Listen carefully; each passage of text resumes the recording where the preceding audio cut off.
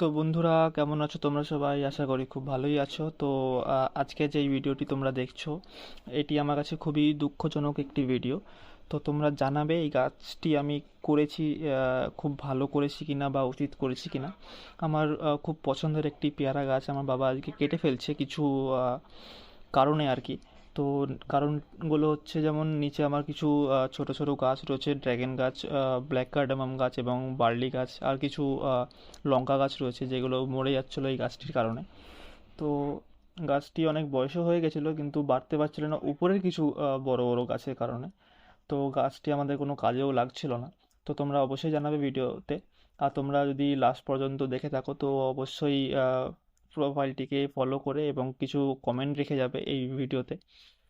তো আগেও আমি আরও ভালো ভালো কন্টেন্ট নিয়ে আসবো। এটা কোনো কন্টেন্ট ছিল না আমার কাছে, এটা শুধুমাত্র আমার কাছে একটি দুঃখজনক মেসেজ ছিল